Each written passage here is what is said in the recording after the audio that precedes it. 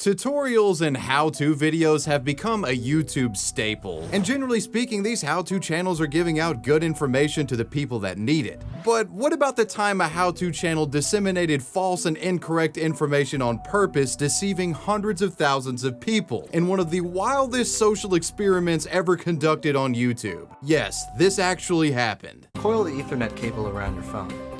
The tighter the coiling, the better the signal will carry. This is Infinite Solutions. It was an extremely convincing how-to channel parody that was doling out bad information that ironically grew larger than most of the legit how-to channels of the time. Infinite Solutions' disingenuous guides were so pervasive and problematic that at one point Google had to release a statement debunking the hoaxes the channel had created. And if what I've explained thus far doesn't pique your interest, what if I told you that the guys behind Infinite Solutions are the same folks that created the notorious Lasagna Cat videos? This is the story of a mysterious creative duo known as Fatal Farm and how they bamboozled the internet with fake how-to videos. This is the Infinite Solutions story. Before we get started, I want to give a big shout out to Surfshark VPN. Surfshark is a VPN app that works across all of your devices, protecting your IP and data. When browsing with Surfshark, your IP address will be hidden from targeted advertisers and hackers, and your ISP won't be able to monitor your internet browsing activity. Not only are the privacy perks useful, you can also change your server location to practically anywhere in the world. And this is useful for bypassing region firewalls on content. Let's say, for example, you want to watch a show that's streaming exclusively on UK Netflix, but you live in the US like me. All you gotta do is change your server location to somewhere like London and you might be able to watch it. So what are you waiting for? You guys can get Surfshark 83% off plus 3 additional months free and their new antivirus software for free by clicking my link in the description box and using code WAVY at checkout. To begin, we gotta go way back to 2006. YouTube was fresh out of the womb at this point in time and might as well have been a different website when you compare it to today. Hell, really the only type of content that worked on YouTube at this time was viral cat videos and silly baby moments caught in 240p standard definition.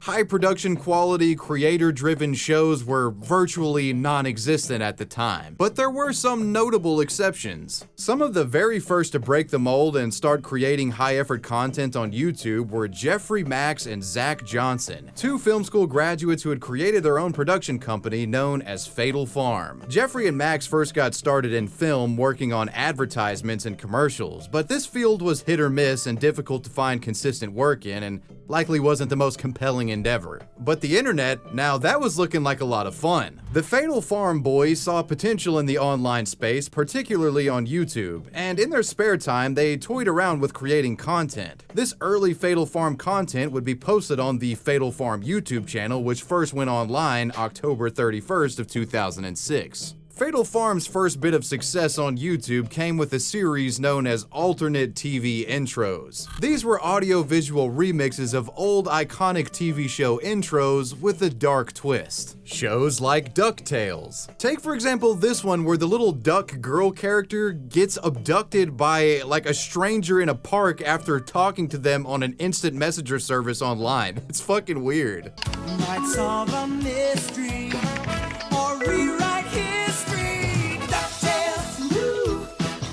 Every day they're out there moving DuckTales, woo. Fatal Farm created 15 of these fake TV alternate intros, with the first being posted at the start of December of 2006. The alternate TV intros became quite popular on YouTube, becoming enigmatic creations to the early YouTube community. Nobody knew who the hell Fatal Farm was, and a lot of people seeing these videos actually thought they were like legit productions that got leaked from the respective studios. Yeah, people thought these were actual legit leaks. I mean, could you imagine if some crackhead at Disney produced this on a paid time? Now, Zach and Jeffrey of Fatal Farm really got a kick out of how some people believe their alternate TV intros were legit. I reckon it tickled a twisted creative itch these guys had. You know, they like to do a bit of trolling. Realizing they had a knack for creating this sort of weird internet media, they decided to get back to work and take things to the next level. They would go on to create what was likely the biggest hoax YouTube had seen thus far. Infinite Solutions. The concept was simple yet genius. Create a how-to channel, make it look as professional and as legit as possible, but disseminate fake bullshit information so discreetly that nobody could tell you were even pulling the wool over their eyes. But if you invert the batteries so their positive terminals are connected, capacitance from the charged battery will flow into the uncharged one. The trick is to mirror the output magnitude so the transfer can take place. And to do that, you need to know the impedance ratios. For instance, 2 AA equals 1 C, meaning 2 AA's can recharge 1 C battery. Orient them as shown here and secure with electrical tape. It's called electrical tape because it conducts electricity. The Infinite Solutions videos were hosted by a nerdy-looking character named Mark Erickson, played by Zach of Fatal Farm, who would deliver advice to the viewer in a deadpan, matter-of-fact, and authoritative way. I'm Mark Erickson, and welcome back to Infinite Solutions.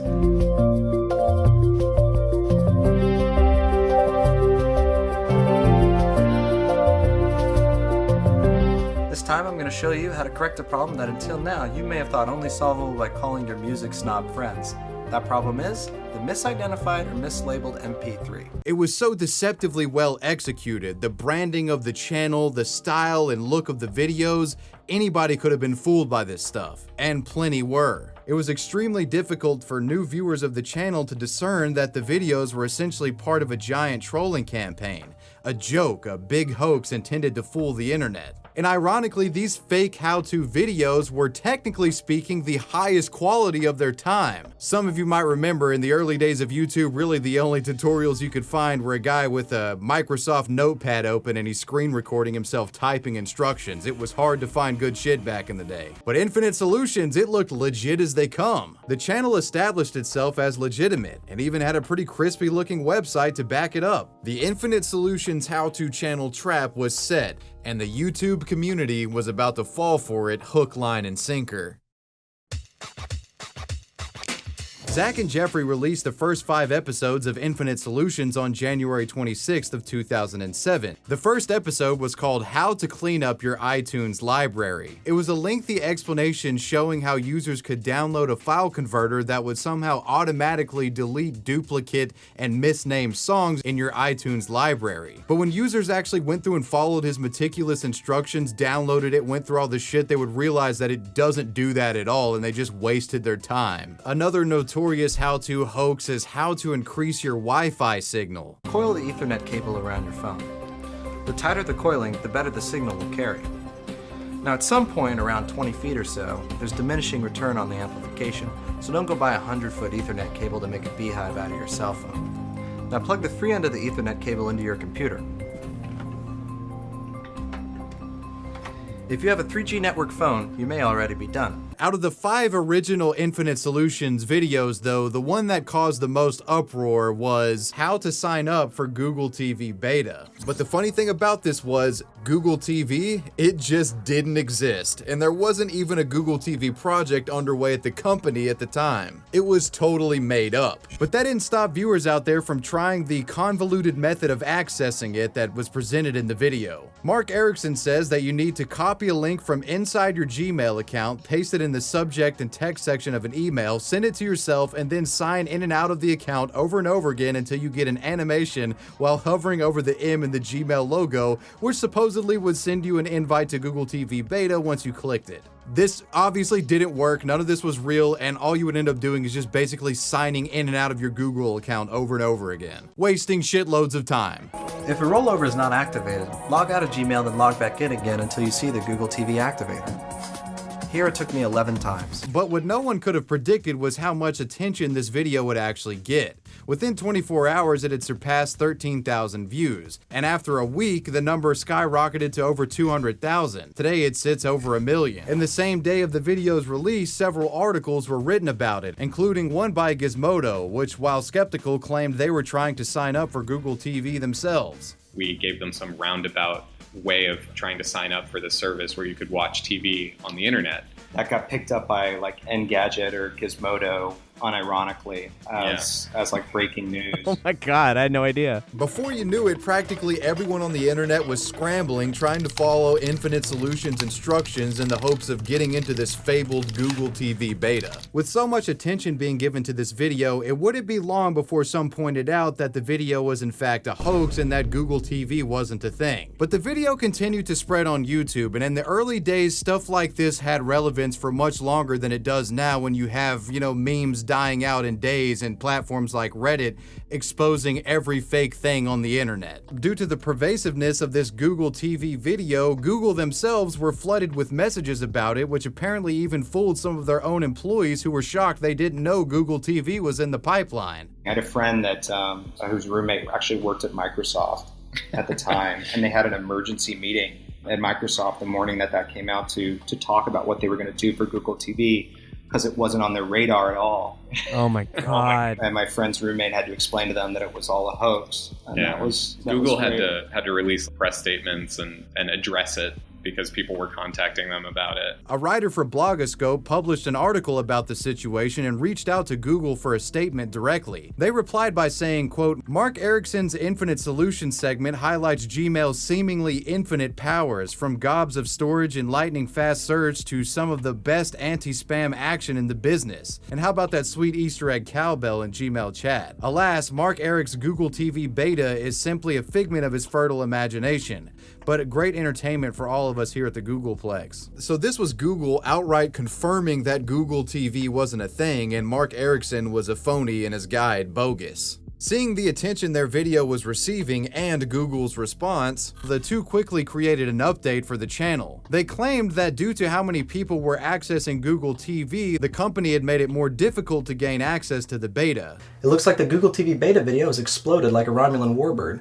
Now, no one was expecting this, not me and certainly not Google. Google Labs wants to continue with their beta testing, but they've made the sign-up procedure more difficult. The login counts have been raised substantially, and someone suggested that the activation link may have even changed. Now, I haven't verified that yet, but I'm more concerned by the allegations that this is a hoax, and that Infinite Solutions is some type of a joke. I assure you it's not, and to prove it, I'm going to show you Google TV running on this computer. This was obviously done in an attempt to keep up the facade and to give an explanation as to why the tutorial may not have been working for those who tried it. As proof of its legitimacy, Mark navigates to Google TV on his computer in one uncut take. Most likely this was pulled off by first creating the footage shown on screen and playing it through the monitor. You can tell because there are moments when the sounds of his keyboard and mouse don't match the on-screen movements, which prove he wasn't actually controlling them. In reality, the keyboard and mouse weren't connected to anything in this video, and Zach was just trying to mime what was being shown on screen. Now, this is YouTube. This is Infinite Solutions. I'm Mark Erickson. I'm not ILM. There's no way I can fake this. This is real. This is Google TV. It's live in beta form. Now, Gabriel Stricker, you can deny it all you want, but public's got to be in on it sometime. You better finalize the deals with the networks, because Google TV is live.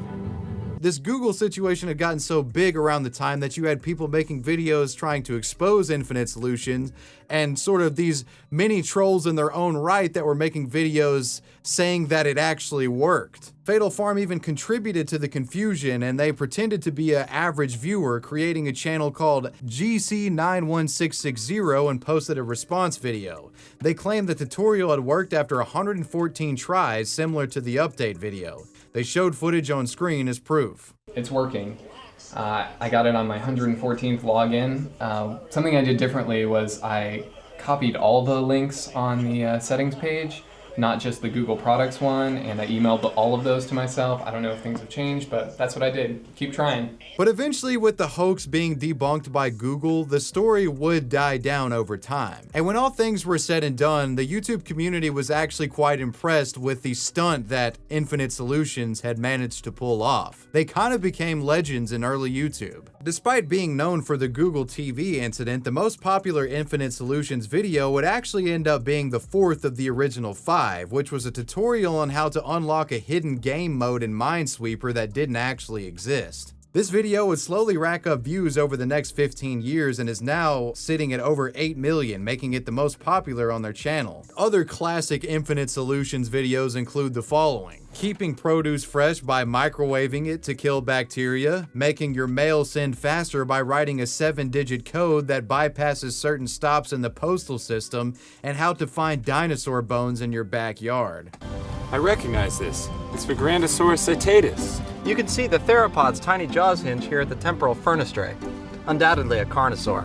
A meat eater. The final episode of Infinite Solutions would be a tutorial on how to visit New York City for less than $100, and it was just as fake as all the others. Infinite Solutions would wrap up in 2007, but this wasn't the end of Fatal Farm's YouTube adventure. Their next work would be their most infamous, Lasagna Cat. 4 months after Infinite Solutions came to a close, Zach and Jeffrey created a channel known as Lasagna Cat, which was home to a bizarre series that reenacted certain Garfield comic strips in live action and parodied them in music segments framed as tributes to Garfield's creator, Jim Davis. The episodes featured Jeffrey dressed as John Arbuckle, with Zach usually donning the Garfield and Odie costumes. When the series came out, it took the internet by storm. After Infinite Solutions had brought their first bit of exposure, Zach and Jeffrey were in the spotlight once again. 26 episodes of Lasagna Cat were posted all at once on January 14th of 2008, and over the years the channel would gain a cult-like following. I could make an entire video about the story and history of Lasagna Cat, but I just think it's worth mentioning that the guys behind Infinite Solutions are behind this masterpiece. Fatal Farm would go on to create more iconic media, such as comedy skits for Key and Peele and the Terry Crews Old Spice ads that have become memes over the years. And these are only a handful of their many advertising projects, done for countless well-known brands. True old-school YouTube legends, perpetrators of one of the biggest hoaxes in the history of the site and legendary series in Lasagna Cat,